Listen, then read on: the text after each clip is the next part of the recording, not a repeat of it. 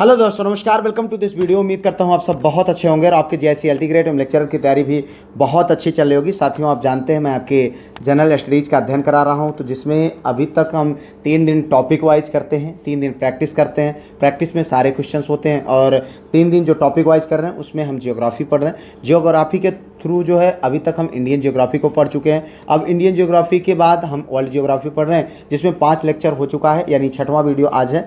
यहाँ पर आज इस 6वें वीडियो के माध्यम से हम जो है कवर करेंगे ह्यूमन रेसेस, ट्रांसपोर्टेशन, एग्रीकल्चर एवं एनिमल हस्बेंड्री। ठीक है, तो यहाँ पर आप जानते हैं कि ये वीडियो आपको शाम को 7 बजे हमारे इसी यूट्यूब चैनल पर प्राप्त होता है, जिसमें हमने जो टॉपिक्स हमने बताया उससे संबंधित जो उत्तर प्रदेश लोक सेवा आयोग के द्वारा पूर्व में आयोजित विभिन्न परीक्षाओं में जो क्वेश्चन पूछे गए जीएस के, उन्हीं क्वेश्चन का ये कलेक्शन है। ठीक है, तो यहाँ पर अगर आप चाहते हैं कि जो मैं पढ़ाता हूँ, जो मैं बोलता हूँ, वो सब आपको लिखा हुआ मिल जाए PDF के रूप में, क्योंकि आप जानते हैं आपका समय बहुत कीमती है और इस समय आपके पास इतना समय नहीं है कि आप चीज़ों को लिखें एक एक, और लिखेंगे नहीं तो सारी चीज़ें भूल जाएंगे। तो यहाँ पर अगर आप ऐसा चाहते हैं तो हमारे इस नंबर पर आप कांटेक्ट कर लीजिए। एक मैंने PDF का ग्रुप बनाया है, जिसका मैंने एक छोटा सा फीस रखा 199 का। उस फीस को पे करके आप हमारे ग्रुप में जुड़ सकते हैं और इसमें 3 दिन जो प्रैक्टिस होता है और 3 दिन जो है टॉपिक वाइज जो चीज़ें होती है, 6 दिन ये चलता है। 7वें दिन यानी संडे के दिन आपको इन 6 चैप्टर से संबंधित,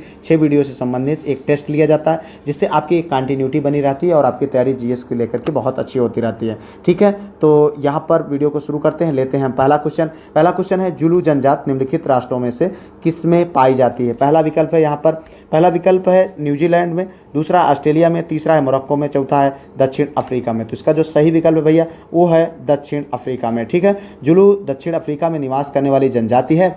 ये अपनी संस्कृति और परंपराओं के लिए विशेष रूप से जाने जाते हैं। जुलू कबीलों और अंग्रेजों के मध्य जो है 1879 यानी 1879 में इंसा डलवाना का युद्ध लड़ा गया था। ये मुख्यतः खाद्यान्न उत्पादन और कृषक व जो है पशुपालक होते हैं। ठीक भैया, आगे बढ़ते हैं, अगला क्वेश्चन लेते हैं। यहाँ पर है सूची 1 को सूची 2 में सुमेलित कीजिए तथा सूचियों के दिए गए कूट से सही उत्तर आपको चुनना है। यहाँ पर है निर्जातीय समूह, दूसरा है देश, तो यहाँ पर यहूदी, मिस्र, टेंडा, ईरान, बेजा, लीबिया और लूर, इजराइल। तो यहाँ पर कूट भी दिया है 1 2 3 4, 4 1 2 3, 4 1 3 2 और 4 3 1 2। तो यहाँ पर क्या सही है आपको वही बताना है।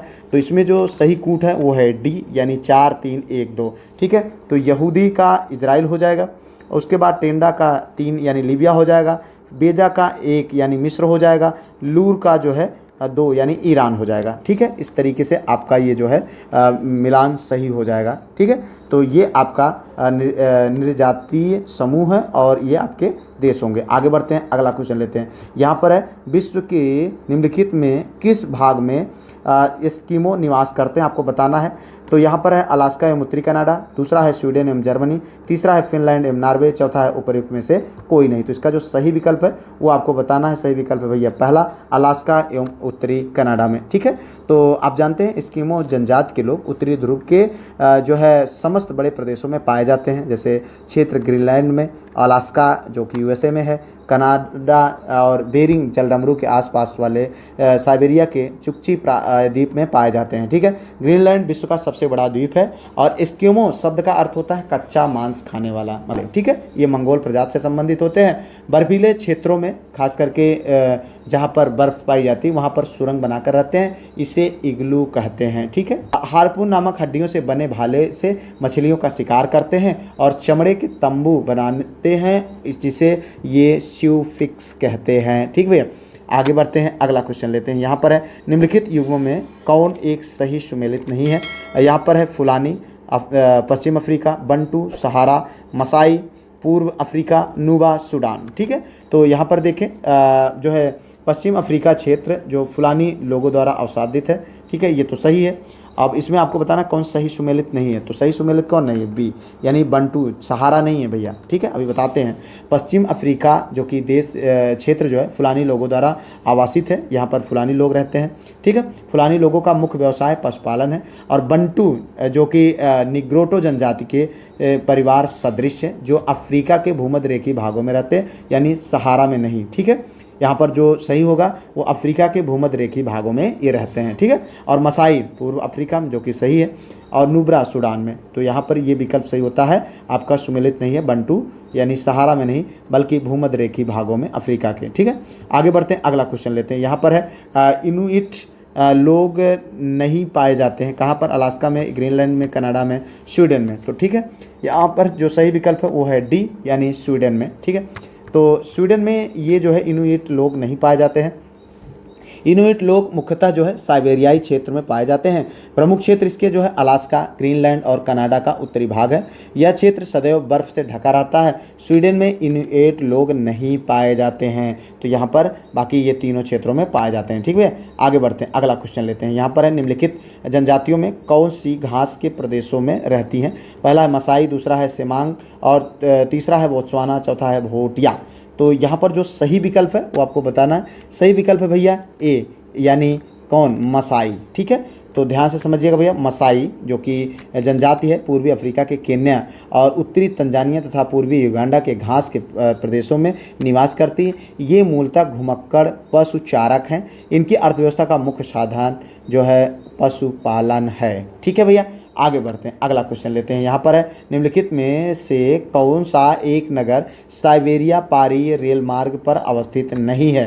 पहला है कजान, दूसरा है ओमस्क, तीसरा है सोची, चौथा है चीता, ठीक है। तो यहाँ पर जो सही विकल्प है वो है सी यानी सोची। तो सोची नगर साइबेरिया पारी रेल मार्ग पर अवस्थित नहीं है। और ट्रांस साइबेरियन रेल मार्ग विश्व का सबसे लंबा रेल मार्ग है। और पश्चिमी स्टेशन जो कि सेंट पीटर्सबर्ग लेनिन ग्राद में है। और पूर्वी स्टेशन इसका व्लादिवोस्टक में है। कहाँ है? व्लादिवोस्टक में, ठीक है। सोची जो कि काला सागर तट पर स्थित रूस का शहर है। और कजाक, ओमस व चीता नगर ट्रांस साइबेरिया रेल मार्ग पर स्थित हैं, ठीक है भैया। आगे बढ़ते हैं, अगला क्वेश्चन लेते हैं। यहाँ पर पाकिस्तान में ग्वादर बंदरगाह निम्नलिखित में से किस प्रांत में स्थित है? क्या बात हो रही ग्वादर बंदरगाह की? तो बलूचिस्तान, खैबर पख्तूनख्वा, पंजाब और सिंध, ठीक है। तो यहाँ पर जो सही विकल्प है भैया वो है ए यानी बलूचिस्तान, ठीक है। ग्वादर बंदरगाह पाकिस्तान के बलूचिस्तान प्रांत में अरब सागर तट पर स्थित है। यह बंदरगाह चीन पाकिस्तान आर्थिक गलियारे CPEC की योजना में उत्कृष्ट रूप से शामिल है। और इसे बेल्ट एवं रोड इनिशिएटिव और समुद्री सिल्क रोड परियोजना के बीच एक कड़ी माना जाता है। आगे बढ़ते लेते हैं, अगला क्वेश्चन। निम्नांकित में संसार का सर्वाधिक व्यस्त सागरीय मार्ग कौन सा है? हिंद महासागर, उत्तरी अटलांटिक महासागर, दक्षिणी अटलांटिक महासागर और प्रशांत महासागर, ठीक है। तो यहाँ पर जो सही विकल्प है वो आपको बताना है। सही विकल्प है भैया बी, चूँकि उत्तरी अटलांटिक महासागर। यह मार्ग संसार के दो सर्वाधिक विकसित देशों को जोड़ता है। पहला तो कनाडा का पूर्वी भाग और संयुक्त राज्य अमेरिका, ठीक है। और दूसरा जो है पश्चिमी यूरोप से। तो यह सबसे महत्वपूर्ण एवं व्यस्त जलमार्ग है। दोनों ही मार्गों पर अच्छे पत्तनों तथा पोताश्रयों की सुविधा उपलब्ध है। उत्तरी अटलांटिक प्रदेश का विदेशी व्यापार विश्व के शेष सम्मिलित व्यापार से अधिक है। आगे बढ़ते हैं, अगला क्वेश्चन लेते हैं। नाइजर राम तिल की फसल एक तेल की फसल है। इसके बीजों में तेल की मात्रा कितने प्रतिशत यानी कितनी पाई जाती है आपको बताना है। पहला विकल्प है 7 से 16%, 17 से 26%, 27 से 36% और 37 से 47%। तो इसमें जो सही विकल्प है भैया वो है डी यानी आपका 37 से 47%। नाइजर जो कि राम तिल है इथोपिया, भारत एवं नेपाल के में जो है व्यापक मात्रा में उगाई जाने वाली फसल है। और बीजों में कुल मात्रा का लगभग 1/3 तेल, लगभग 37 से 47%। और राम तिल में खास करके प्रोटीन, फैटी एसिड एवं लिनोलिक एसिड का भी अच्छा स्रोत माना जाता है। आगे बढ़ते हैं, अगला क्वेश्चन लेते हैं। यहाँ पर है निम्नलिखित युग्मों में कौन जो है सुमेलित नहीं है, ठीक है। तो देख रहे हैं एक क्वेश्चन से आपके 4 क्वेश्चन तैयार होते हैं। यहाँ पर बात हो रही फसल की, यहाँ पर हो रहा देश, ठीक है। तो रबड़, थाईलैंड, जैतून, स्पेन, कहवा, मंगोलिया, गन्ना, ब्राज़ील। इसमें आपको बताना कौन सही सुमेलित नहीं है। तो इसमें जो सही सुमेलित नहीं वो है भैया बी यानी अगर हम बात करें कहवा का तो ये मंगोलिया में नहीं बल्कि ब्राज़ील में पाया जाता है। कहाँ पर? कहवा जो है मंगोलिया में नहीं बल्कि ब्राज़ील में पाया जाता है। बाकी रबड़ थाईलैंड, जैतून स्पेन और गन्ना ब्राज़ील में पाया जाता है, ठीक है। आगे बढ़ते हैं, अगला क्वेश्चन लेते हैं। अंतर्राष्ट्रीय आलू केंद्र यानी CIP का मुख्यालय कहाँ है? Lima Peru, Shimla Bharat, Dakar Senegal और डबलिन आयरलैंड में। तो यहाँ पर जो सही विकल्प है भैया वो है ए, यानी लीमा पेरू में। कहाँ पर? अंतर्राष्ट्रीय आलू केंद्र CIP का मुख्यालय जो है कहाँ पर है? लीमा पेरू में है, ठीक है। और अंतर्राष्ट्रीय आलू केंद्र CIP का मुख्यालय कहाँ पर है? पेरू की राजधानी लीमा में है।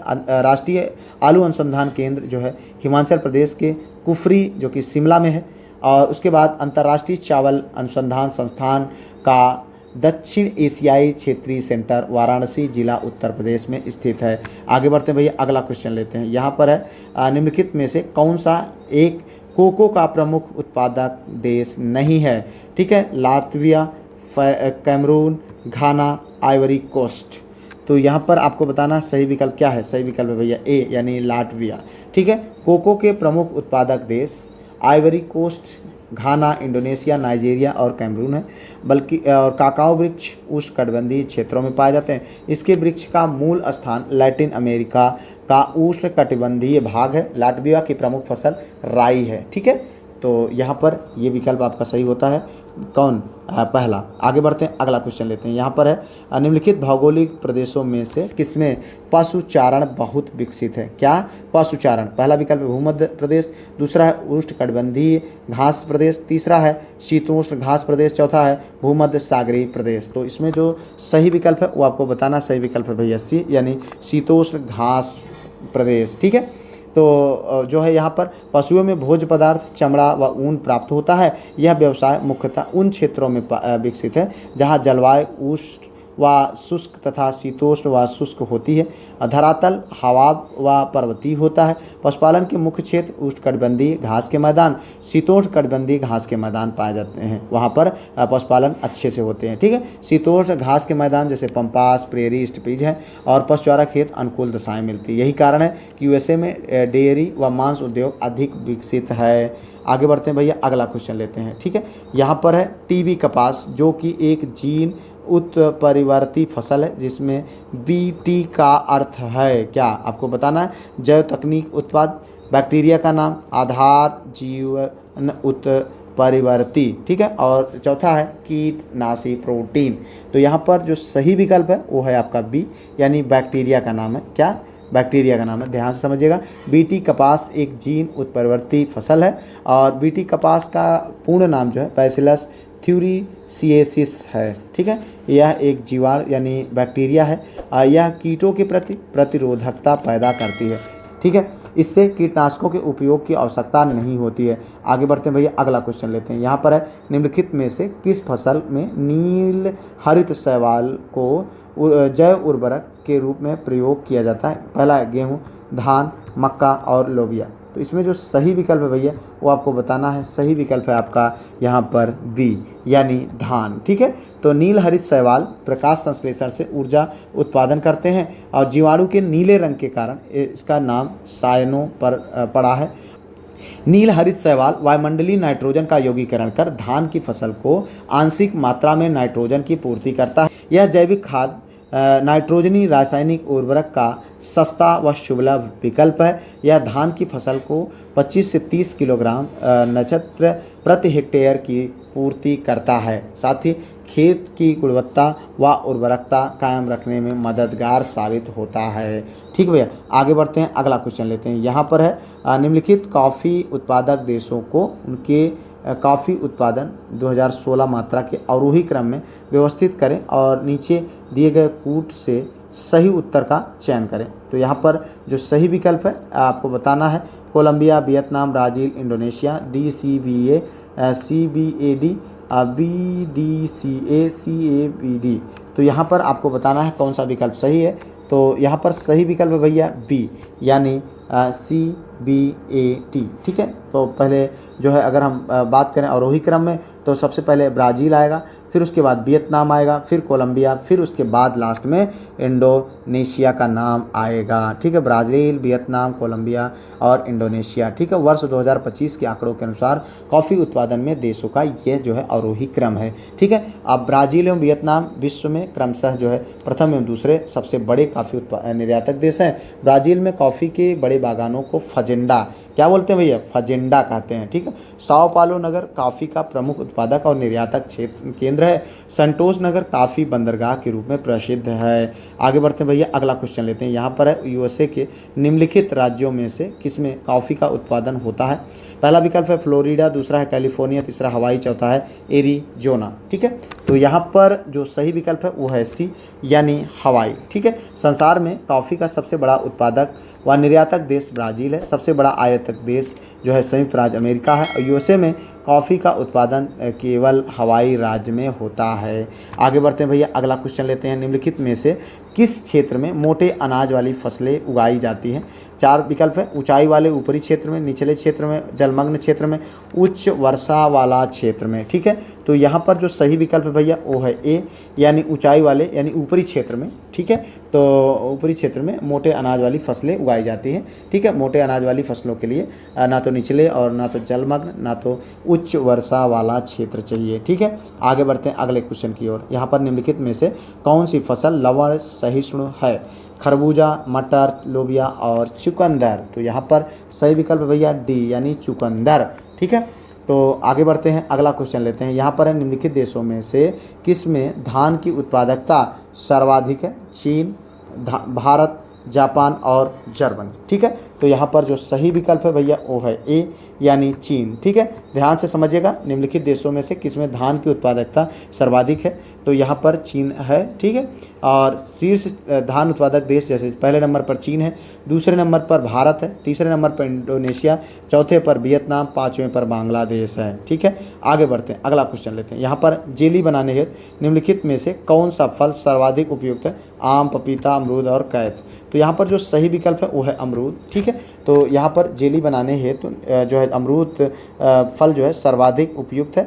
और अगर हम बात करें जो है आम एवं कैथ में पेक्टिन की उपस्थिति कच्चे और पूर्णतः परिपक्व होने पर निर्भर करती है। ठीक है, अमरूद में पेक्टिन की उपस्थिति के लिए शर्त अनिवार्य नहीं है। ठीक है, अतः जेली बनाने हेतु अमरूद सर्वाधिक उपयुक्त होता है। ठीक है, आगे बढ़ते हैं अगला क्वेश्चन लेते हैं। यहाँ पर निम्न देशों में से उनका सबसे बड़ा उत्पादक देश कौन है, आपको बताना है। तो यहाँ पर जो सही विकल्प है भैया वो है ए यानी चीन। ठीक है, ध्यान समझिएगा, 2013 में क्वेश्चन पूछा गया था। उस समय जो सही विकल्प था वो ऑस्ट्रेलिया था। ठीक है, लेकिन अभी जो सही विकल्प है वर्तमान समय में नवीन आंकड़ों के अनुसार विश्व में उनका सबसे बड़ा उत्पादक देश चीन बन गया है। उसके बाद नंबर आता है ऑस्ट्रेलिया का। ठीक है, आगे बढ़ते हैं अगला क्वेश्चन लेते हैं। विश्व का धान जीन बैंक स्थित है कहाँ पर। चीन में, फिलीपींस में, जापान में और भारत में। तो यहाँ पर जो सही विकल्प है वो भैया बी यानी फिलीपींस में। ठीक है, तो 1960 में फिलीपींस में स्थानीय अंतर्राष्ट्रीय चावल अनुसंधान संस्थान IRRI के परिसर में ही धान जीन बैंक और विश्व चावल संग्रहालय स्थित है। ठीक है, आगे बढ़ते हैं अगला क्वेश्चन लेते हैं। यहाँ पर है निम्नलिखित में से विश्व में मछली का सबसे बड़ा उत्पादक देश कौन सा है।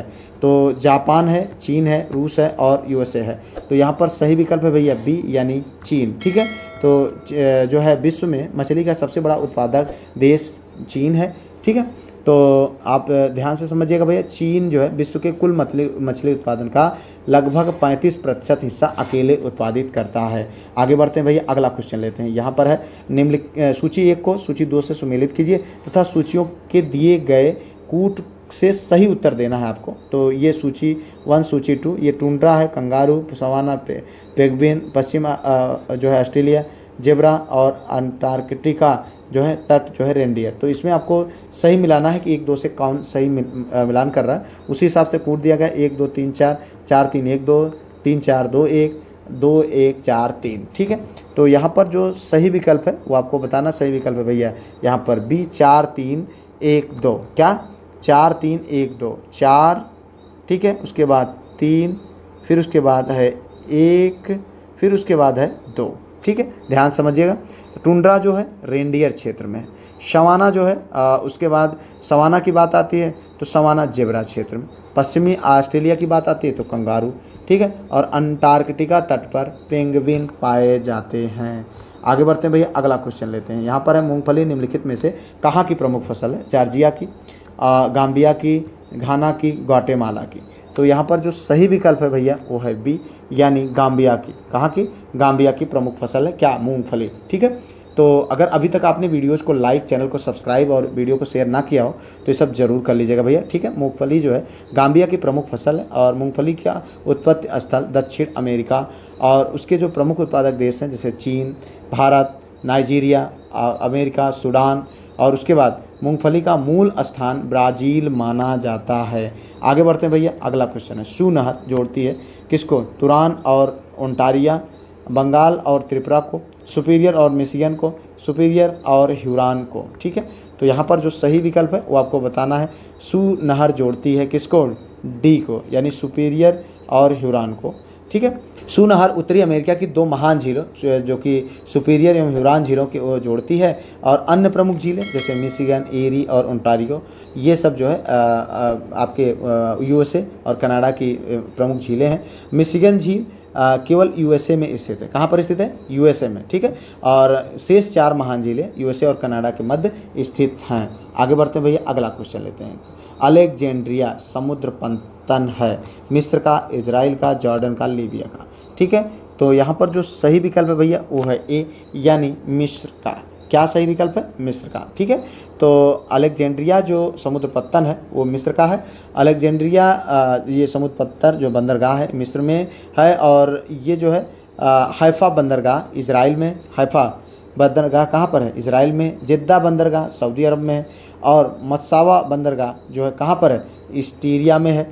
और जकार्ता बंदरगाह इंडोनेशिया में है। लागोस बंदरगाह कहाँ पर है? नाइजीरिया में है, ठीक है। थोड़ा सा प्रमुख बंदरगाह थे, इनके बारे में आपको जानना चाहिए। अब बैठते हैं अंतिम क्वेश्चन की ओर और यहाँ पर है निम्नलिखित में से कौन सी नहर दक्षिणी जर्मनी आंतरिक जलमार्ग के रूप में प्रयोग की जाती है?